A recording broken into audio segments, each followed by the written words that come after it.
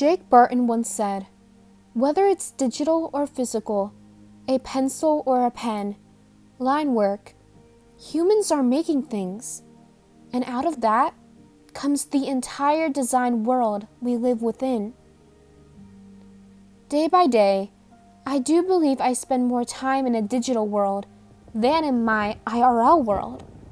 If I could describe my digital world in just one phrase, it would be a unit filled with displays of fashion, music, and humor that is constantly changing and growing for my personal interests. Algorithms have played quite a role in my digital world.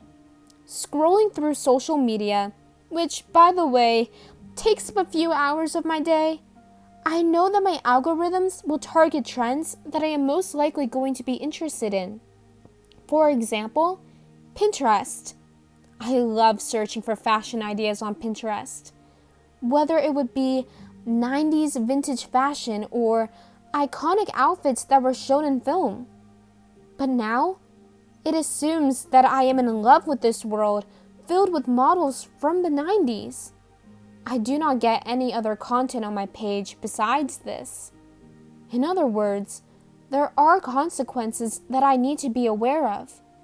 Algorithms begin to become biased assumptions or judgments that are leaked into someone's page on social media or anywhere else online. As an aspiring artist, I tend to post a few times a week to keep my audience engaged in my brand. I tend to stage myself in my photos that I take from my online presence. I dress up as a certain character, and I follow guidelines so my page will fit a certain theme. For example, I have the color purple throughout my page. I tend to believe that my digital world resonates with only one part of my personality. I carry guidelines and rules on what I want to post in my digital world. Posting the next wow photo to my audience is one of the things I think about when shooting a picture. Yes, some could say that I created a facade that does not represent who I am in my IRL world. But I don't want to make online a place where people would think I live in a perfect world. For me, my digital world is a place where I can show a part of my personality and describe my brand as an artist. Thinking about who really watches my page on social media is quite scary. Imagine surveillance wasn't the first thing that came up in my mind when I started social media a few years ago. Now, I constantly watch what things I post online because I never know who's watching from behind the screen. For this case, I created other accounts on social media like this one that I don't post very much on, but I feel more secure to share this account with others who I don't know very well. My experience with the digital world is that it can be a wild, wild west. I've learned that you cannot always believe in what you read or hear. People, unfortunately, can be victims in the digital world.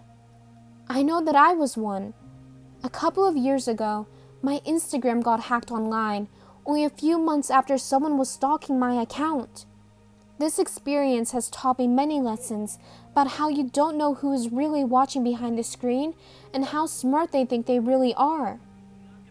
Like I've said earlier, my digital world represents only one side of myself, one part of my personality that resonates with me. The dignity images that I don't want to post online tend to carry more value than the pictures I do post online. The dignity images are more personal to me and carry memories that are very meaningful to me. My digital world is for helping me build my business and artistry. I don't want the public eye to see all of my personal pictures from my camera roll. In conclusion, I believe that my digital world connects to many other people's digital worlds in some way. It could be from a common interest online or from a website we both like to go on.